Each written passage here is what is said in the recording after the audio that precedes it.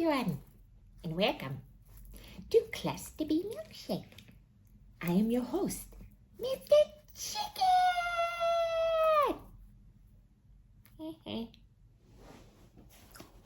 Fuck you.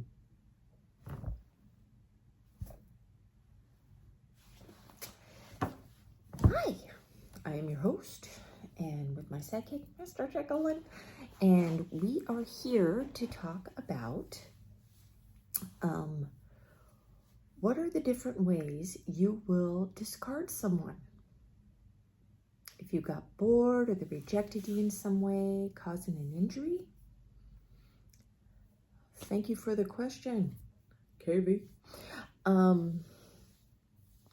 I will leave someone. I hate saying discard because it's just like throw you away, but I guess that's what it is, right?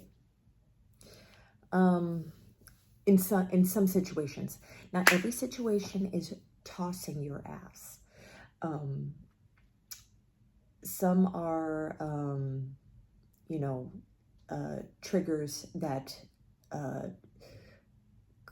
I get fucking upset and I just take off. Some of them are leaving you. Let's get into the nitty-gritty. Okay. If they fall in love with me and I don't want that shit, you're gone. I'm not going to, I wasn't going to leave my husband, and when you found out that the fantasy wasn't real, imagination, so I would leave. They didn't do what I wanted, like letting me cross their boundaries. Boundary crossing is little tests. So things like they have to leave a conversation at a certain time. So you make the conversation goes longer. They have plans to do something. You make sure that you fuck up the plans by, telling them to get in contact with you.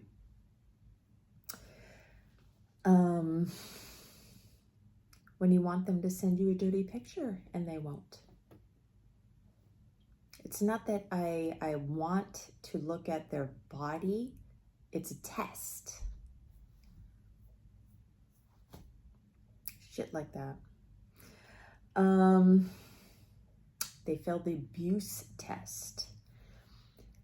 Now, this is where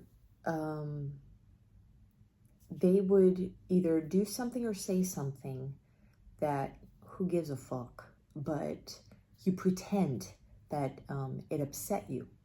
So you kind of nitpick at them and ask them, darker questions and shit. And why'd you fucking do that? Why'd you say that? What did you mean? Blah, blah, blah.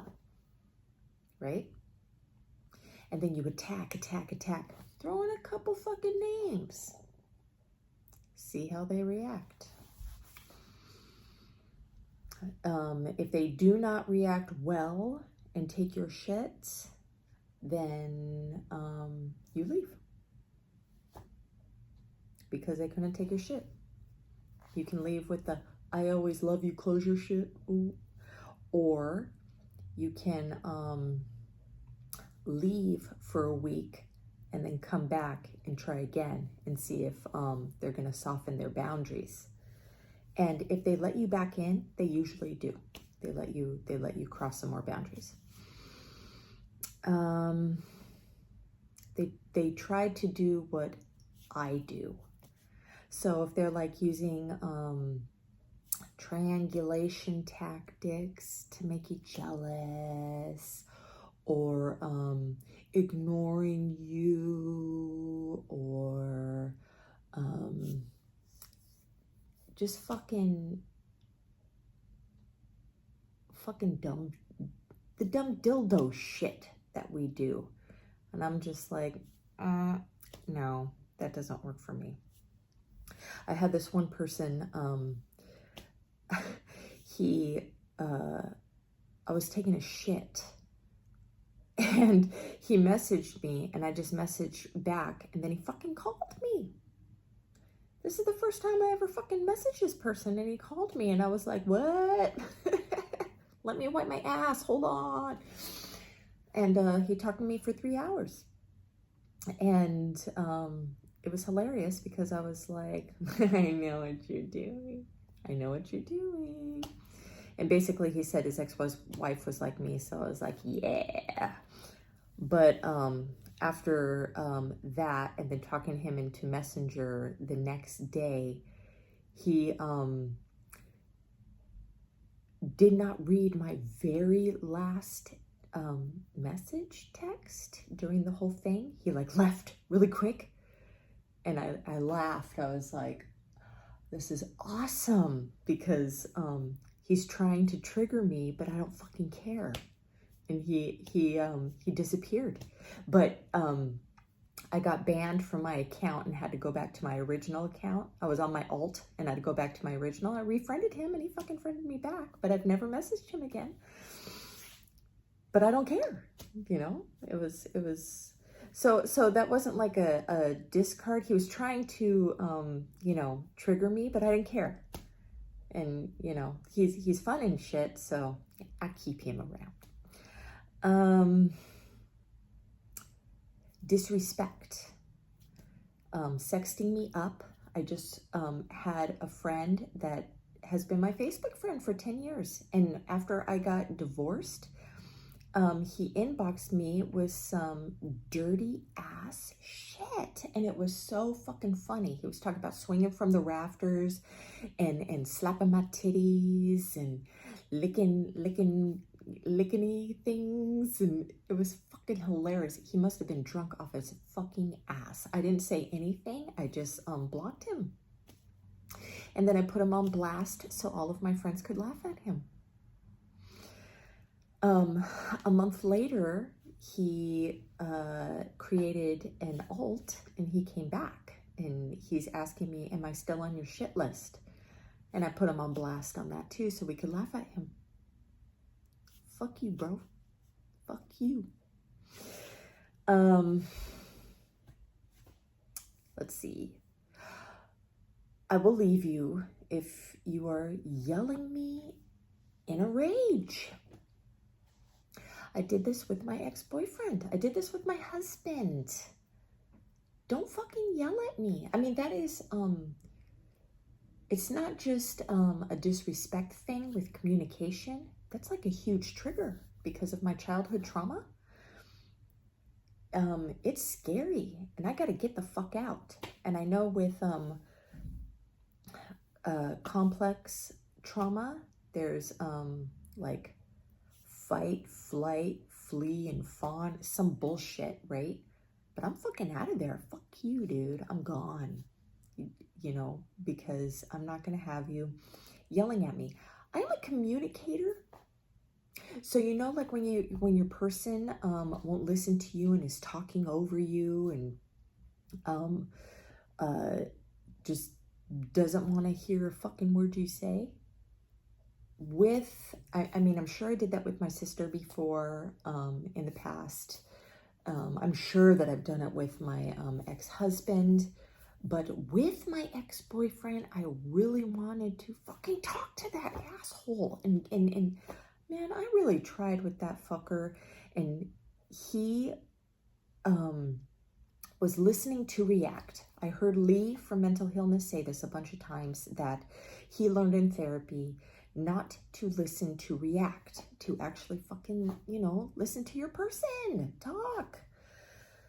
And not just think of, you know, something fucked up to say. And then the last thing is being needy.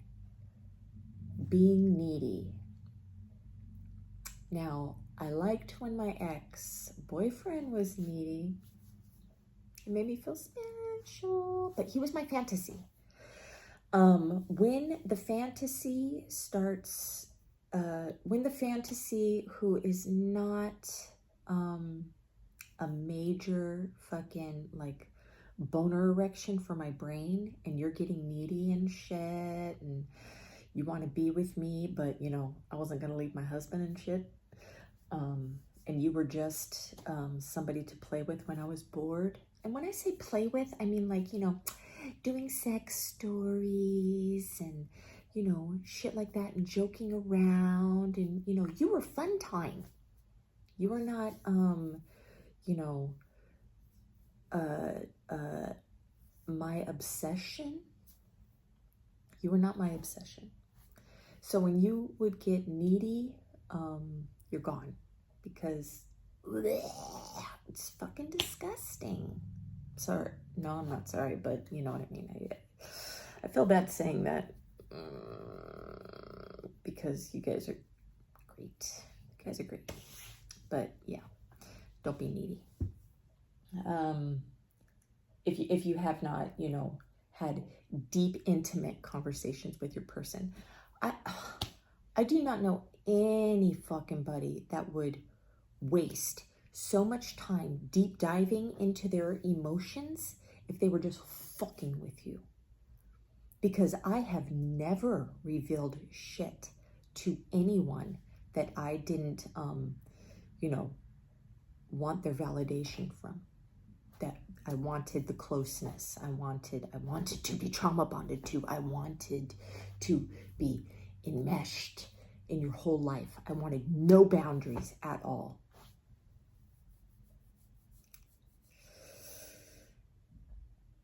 I hope that was helpful. Have a nice day.